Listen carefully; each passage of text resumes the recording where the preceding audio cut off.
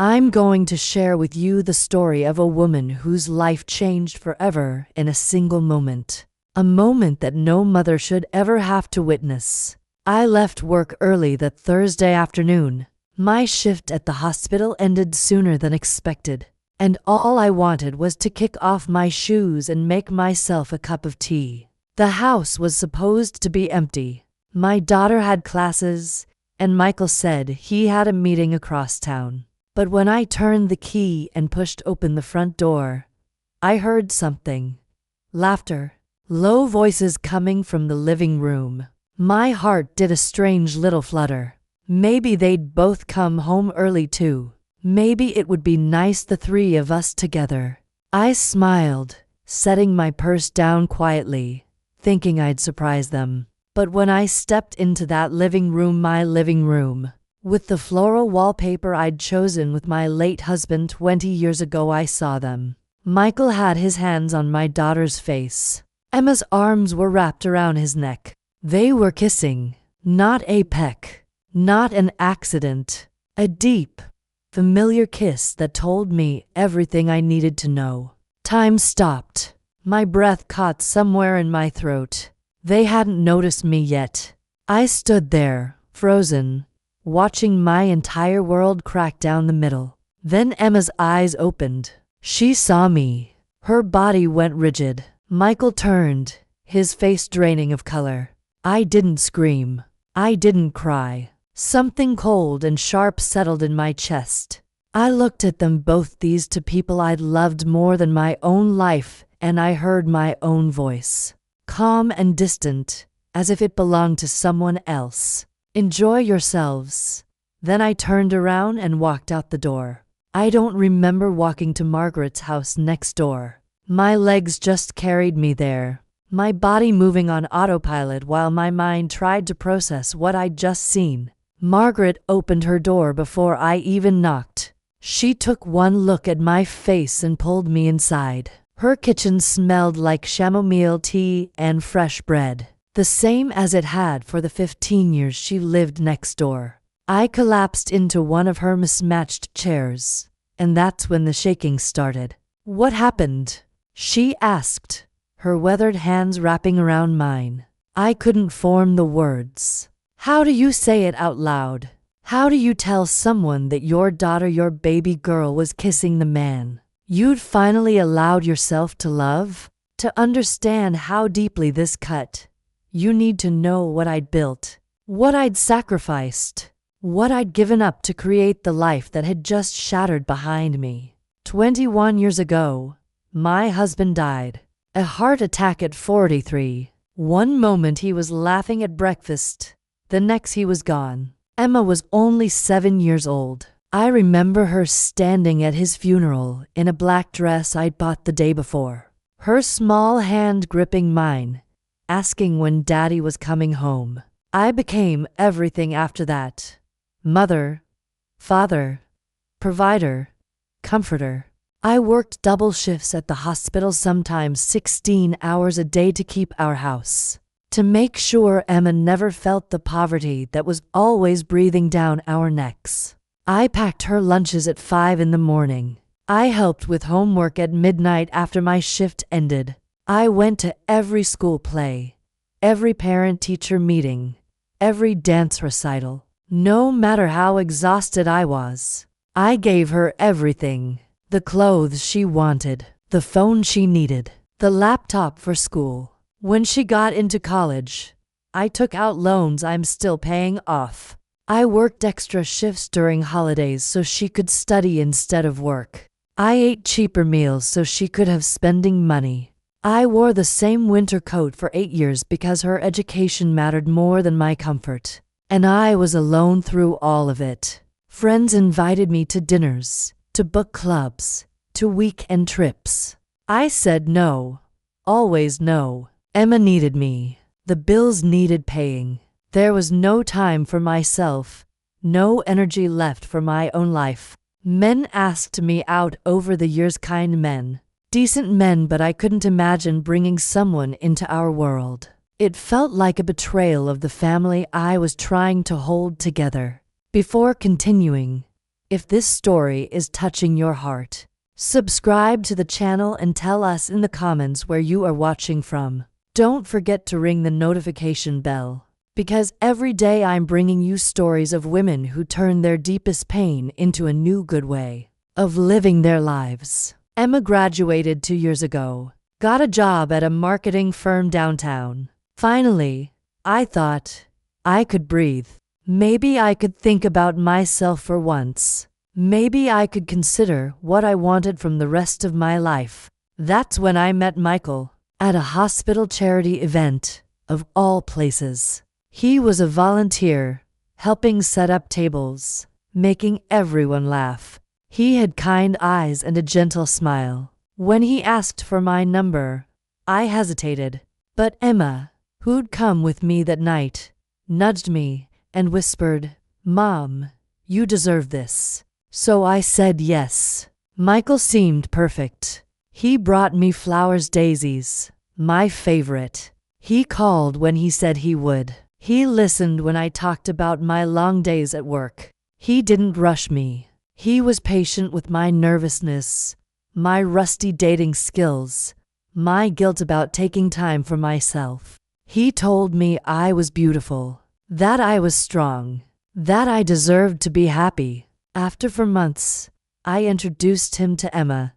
I was so nervous, wanting them to like each other, hoping to build something new, something whole. Emma smiled and shook his hand, and Michael complimented her work, her apartment, her independence. They seemed to get along beautifully. I was so relieved. Michael started coming to Sunday dinners. He'd help me cook, chopping vegetables while I prepared the roast. Emma would set the table, and the 3 of us would eat together, talking and laughing. It felt like family again, like I wasn't alone anymore. Like maybe, after 21 years, I was allowed to have something for myself. 6 months into our relationship, Michael started spending more time at the house. He'd come over when I was working late shifts, saying he didn't want me coming home to an empty house. Emma would be there sometimes, and he said they'd watch movies or chat about work. I was grateful. I thought they were bonding. I thought I was building the life I dreamed of. He told me he loved me 3 months ago. We were sitting on my porch, watching the sunset, and he took my hand and said those 3 words. I cried. I actually cried, because I'd been so lonely for so long, and here was someone who saw me, who chose me. I said it back, meaning every syllable. I trusted him completely. I trusted Emma completely. They were my world, my future, everything I'd worked for, everything I'd sacrificed. It all felt worth it because I had them both. Sitting in Margaret's kitchen, these memories played through my mind like a cruel movie. Every smile Michael had given me, every hug Emma had wrapped me in, every "I love you" they'd both said, all of it was a lie. All of it was poison dressed up as love. "Tell me," Margaret said softly, squeezing my hands. So I did. I told her what I'd seen. The words felt like glass coming out of my mouth. When I finished, Margaret's face had gone pale. Her kind eyes filled with something that looked like anger. "How long?" I whispered. "How long has this been happening?" Margaret looked away, and my stomach dropped. She knew something. I could see it in the way her jaw tightened, in the way she wouldn't meet my eyes. "Margaret," I said, my voice breaking, "tell me." She took a deep breath, and when she spoke, her words destroyed me all over again. "I've seen them before," Margaret said quietly, her voice heavy with regret. "Together. When you weren't home." The room tilted. I gripped the edge of the table, my knuckles white. "What do you mean? You've seen them?" Margaret's eyes filled with tears. "About 2 months ago, I was watering my roses early in the morning. I saw Michael's car pull up. You'd already left for your shift. Emma let him in. I thought maybe he was just dropping something off, but hours passed. His car was still there when I went inside for lunch. My throat felt like it was closing. Why didn't you tell me? I told myself I was imagining things, that there had to be an innocent explanation. I didn't want to hurt you with suspicions. I didn't want to destroy what you'd finally found. Her voice cracked. I'm so sorry. I should have said something. I stood up, my chair scraping against the floor. I couldn't sit still. My mind was racing, rewinding every interaction, every moment I'd thought was innocent. I need to go back, I said. I need to understand. Margaret grabbed my arm. Not alone. Let me come with you. But I was already moving toward the door. I needed answers. I needed to know how deep this betrayal went, how long I'd been living a lie. When I walked back into my house, it was empty. They'd left. Of course they'd left. Cowards always run when the light finally hits them. I stood in the living room where I'd found them, and something inside me shifted. The shock was wearing off, replaced by something sharper, something colder. I wasn't going to fall apart. I wasn't going to be the victim who crumbled. I was going to find the truth. I started in the obvious place: Michael's jacket, hanging by the door. I'd never gone through his things before. Trust, I'd thought, was sacred, but trust was a luxury I no longer had. In his pocket, I found nothing but receipts and loose change. But his behavior had changed recently, hadn't it? Small things I'd dismissed. Phone calls he'd take outside. Texts he'd angle away from me. Money he'd asked to borrow for investments he never quite explained. I went to my home office and pulled up my bank statements online. My hands shook as I scrolled through months of transactions. There, and there, and there. Transfers to Michael. $300 in January. $500 in February. $800 in March. Small enough that I hadn't noticed the pattern, but together they added up to thousands. Each transaction had a note I'd written: help with car repairs, investment opportunity, loan for business venture. He'd promised to pay me back. He'd kissed my forehead and called me generous. And I'd believed him because I loved him. My phone buzzed. A text from Emma. Mom, please, let me explain. I stared at those words. Let me explain. As if there was an explanation that could make this acceptable. As if words could stitch together what had been torn apart. I didn't respond. Instead, I went upstairs to Emma's old room. She'd moved out a year ago but still kept things here: boxes of memories, old clothes, books from college. I'd never invaded her privacy before. But that person, that trusting mother, died the moment I saw them kissing. I opened her desk drawer. Notebooks, pens, a jewelry box I'd given her for her 16th birthday. And underneath it all, an old phone. One she'd replaced months ago but never thrown away. My heart pounded as I powered it on. The battery was nearly dead, but it had enough life left. No password. She'd never set one on this old device. I opened her messages and scrolled. Most were old, irrelevant. But then I saw Michael's name. Messages from 3 months ago. My vision blurred as I read. Michael, she's working late again. Come over? Emma, is this really a good idea? Michael, you know how I feel about you. Age is just a number.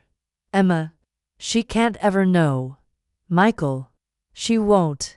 She trusts us completely. It's almost too easy. I had to sit down. My legs wouldn't hold me anymore. I kept reading, each message a knife twisting deeper. Emma, I feel guilty sometimes. Michael, don't. She's had her life. We deserve to be happy too. Emma, you're right. She's so busy with work anyway. She barely notices anything. Michael, exactly. And when the time is right, we'll figure it out. But for now, this is ours. The phone slipped from my hands. I couldn't breathe, couldn't think. This wasn't a sudden mistake. This wasn't a moment of weakness. This was calculated, planned. They'd been lying to my face for months, laughing at how blind I was, how easy I was to deceive. Before we continue, make sure to like this video and subscribe. With your support, we can keep bringing more stories from powerful women that touch the heart of all of us. I don't know how long I sat there on Emma's bedroom floor, surrounded by the remnants of her childhood. The stuffed animals I'd saved money to buy, the participation trophies from sports I'd driven her to, the framed photo of her college graduation, where she'd hugged me tight and whispered, "Thank you for everything, Mom." All lies. All of it. My phone rang. Michael. I stared at his name on the screen, my finger hovering over the answer button. Part of me wanted to scream at him, to demand explanations, to ask how he could do this. But another part of me, the part that was growing stronger, knew that nothing he said would matter. Words were cheap. His actions had already told me everything. I let it go to voicemail. Then I blocked his number. Another text from Emma. "Mom, I'm coming over. We need to talk."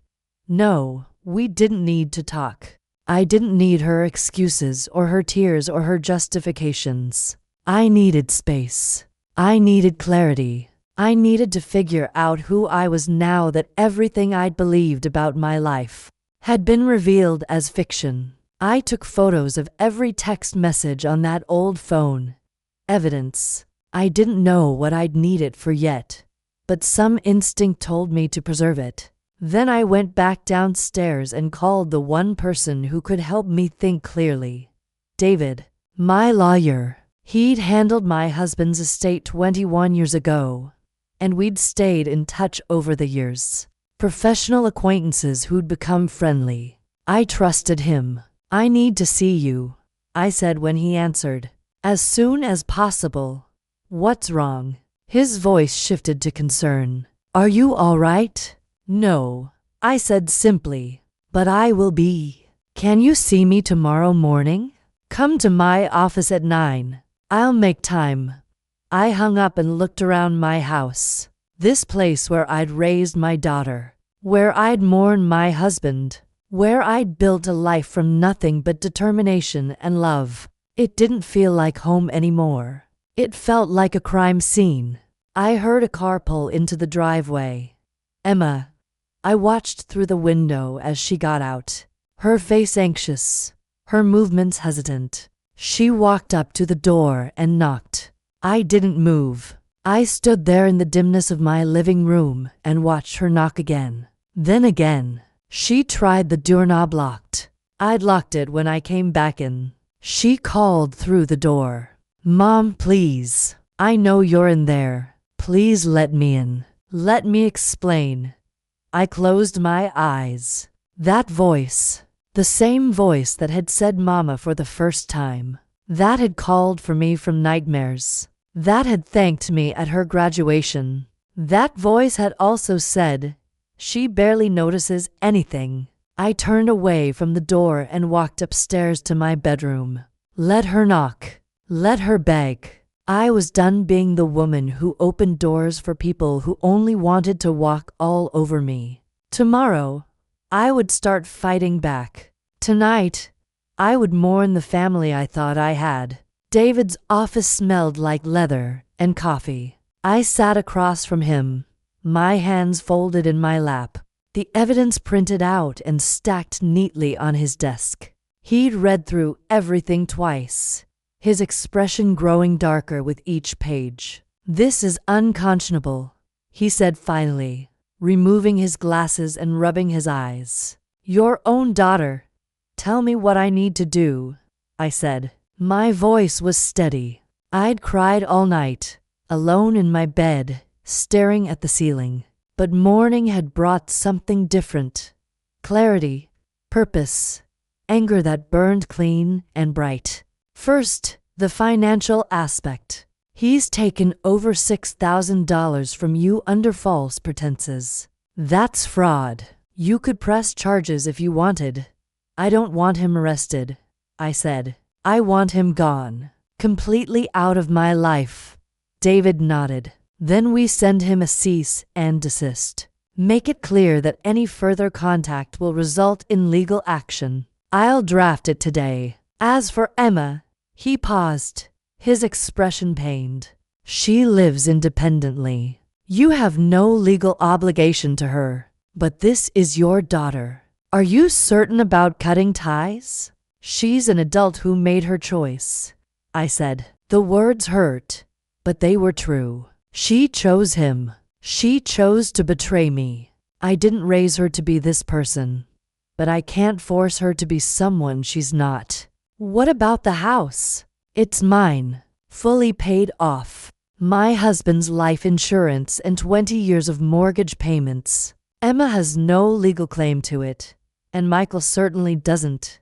David leaned back in his chair. Then you hold all the cards. The question is, what do you want to happen next? I thought about that. What did I want? Revenge? Justice of peace? Maybe all of it. Maybe none of it.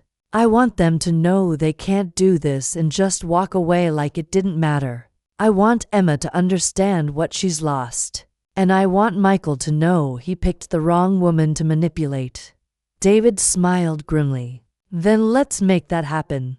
2 days later, I was ready. I'd called Emma and told her we could meet at the house Saturday afternoon. She'd sounded relieved, grateful, hopeful. She thought I was ready to forgive, to understand, to make this go away so we could all pretend to be normal again. I also called Michael, told him the same thing, that we needed to talk.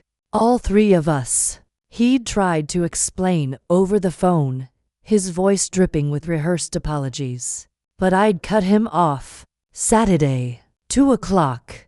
Be there. I invited Margaret too. And David.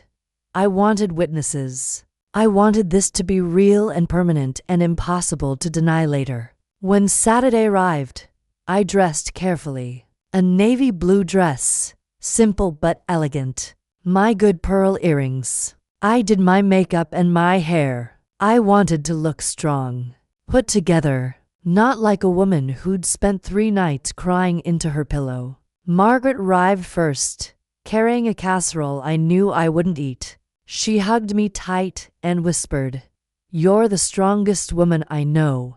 David came next, carrying his briefcase, his expression professional but supportive. He sat up in the corner of the living room like a sentinel. Then Emma arrived. She looked nervous, her eyes red-rimmed like she'd been crying too. She tried to hug me, but I stepped back. Her face crumpled. "Mom, wait," I said. "Michael isn't here yet." She glanced around, noticing Margaret and David for the first time. Confusion flickered across her face. "Why are they here?" "You'll see." 5 minutes later, Michael's car pulled up. I watched him walk to the door, his shoulders squared like he was preparing for battle. When he entered and saw the assembled group, he froze. "What is this?" he asked, his voice cautious. "This," I said, "is the end." I gestured for everyone to sit. Emma perched on the edge of the couch, her hands twisting in her lap. Michael remained standing, his jaw tight. Margaret sat beside me, a quiet anchor. David stayed standing, professional and imposing. I asked you both here because I want to say something, and I want witnesses to hear it. I want there to be no confusion, no ambiguity, no room for misinterpretation later. Emma started to speak, but I held up my hand. "No, you don't get to talk yet. You've both done enough talking behind my back." I pulled out the printed text messages and laid them on the coffee table. Emma's face went white. Michael's expression hardened. "I found these on the old phone you left in your room," I said to Emma. I've read every single message, every lie, every cruel joke about how blind I was, how easy I was to fool. Mom, I can explain. She barely notices anything, I quoted, my voice sharp. That's what you said about me. The woman who worked herself to exhaustion so you could have everything you wanted. The woman who sacrificed her entire life so you could go to college debt-free and start your career without struggling. Tears streamed down Emma's face. I'm sorry. I'm so sorry. It just happened. Nothing just happens, Emma. You made choices. Both of you. I turned to Michael. You manipulated both of us. You took my money, my trust, my love, and you used it all while pursuing my daughter. Michael's mask finally cracked. She came onto me, he said, his voice cold. I tried to resist, but she was persistent. Emma's head snapped toward him, her expression shocked. What? That's not true. You pursued me. You said you'd never felt this way before. That age didn't matter. That's enough, I said, cutting through their blame shifting. I don't care whose fault you think it is. I don't care who started it. What I care about is that you both betrayed me, and you did it with full awareness of what you were doing. I stood up, my hands steady, my voice clear. Michael, David has prepared a cease and desist letter. You are not to contact me, come to my house, or approach me in any way. The $6,000 you stole from me, yes, stole. I'm documenting it. If you ever try to contact me again, I will pursue legal action for fraud. Michael's face flushed red. You can't prove. Bank transfers, text messages. I have everything. I nodded to David, who placed a manila envelope on the table. This is your copy. Sign the acknowledgement at the bottom. For a moment, I thought Michael might refuse, but David's presence, official and unyielding, made resistance pointless. Michael snatched the pen and scrawled his signature, his movements angry and jerky. Get out of my house, I said quietly. Michael stood, his eyes burning with rage and humiliation. You're making a mistake. We could have worked this out. The mistake was trusting you. Now leave. He looked at Emma, as if expecting her to follow him. She remained frozen on the couch, her face buried in her hands. After a long moment, Michael turned and walked out, slamming the door behind him. Then there was silence. Emma looked up at me, her eyes pleading. Mom, please. I know I messed up. I know I hurt you. But I'm your daughter. You can't just throw me away. The words hit me in the chest, but I didn't let them show. You're right. You're my daughter. And that's what makes this so much worse. You knew exactly what this would do to me, and you did it anyway. It wasn't about hurting you. I fell in love. Love. The word tasted bitter. Love doesn't sneak around. Love doesn't mock the person who gave you everything. Love doesn't send text messages laughing about how easy it is to deceive someone. I didn't mean those things. I don't know. I was confused. You're 25 years old, Emma. You have a college degree and a career. You're not a confused child. You're an adult who made adult choices. And now you have to live with the consequences. What does that mean? Her voice was small, frightened. It means you're not welcome in this house anymore. It means I'm removing you from my emergency contacts, my insurance, my will. It means that the relationship we had, the one I thought we had, is over. Emma stood up, her body shaking. You can't mean that. I'm your daughter. I'm all you have. The cruelty of that statement, even unintentional, broke something inside me. No, Emma, you're not all I have. I have myself. And that's something I forgot while I was busy giving everything to you. She tried to approach me, to grab my hands, but I stepped back. Margaret moved closer to my side, a silent support. Please, Mom. Please don't do this. I'm not doing this. You did this, and I'm simply refusing to pretend it didn't happen. Emma looked around desperately at Margaret, at David, back at me. She was searching for an ally, for someone to tell me I was being too harsh. But no one spoke. Finally, she grabbed her purse and ran for the door. She turned back once, her face destroyed by tears. I love you. I loved you too, I said softly. But love isn't enough when there's no respect.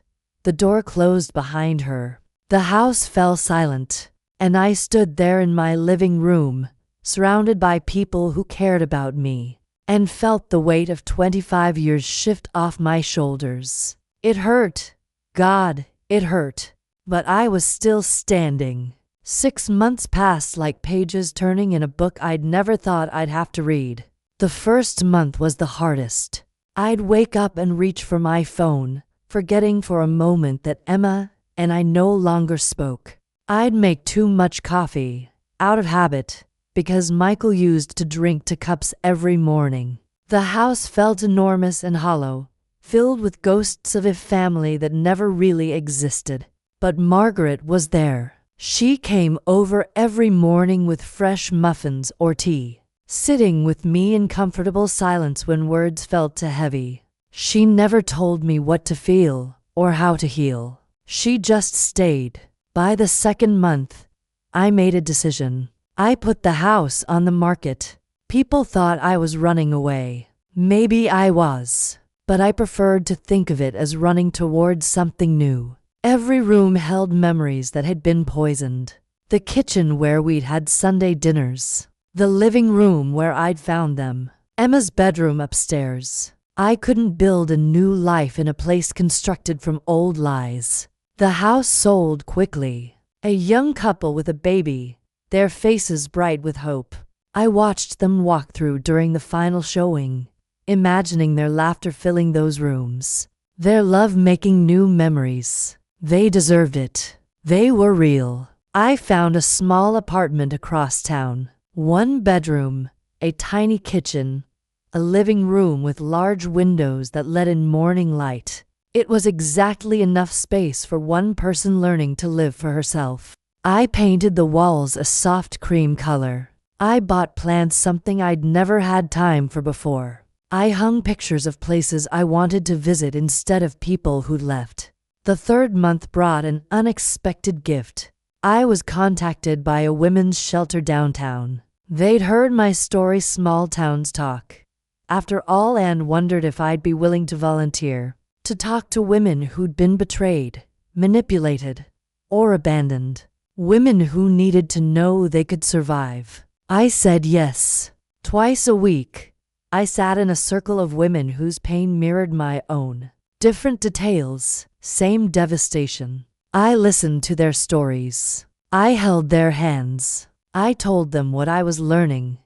That betrayal doesn't define you, and that choosing yourself isn't selfish, it's survival. One woman, younger than Emma, cried in my arms and asked how I'd found the strength to walk away. I didn't find it, I told her. It found me. When you realize that staying hurts more than leaving, the choice makes itself. By month 4, I'd started doing things I'd always wanted but never had time for. I took a painting class at the community center. I was terrible at it, but it didn't matter. I joined a book club that actually met instead of canceling because I was too tired.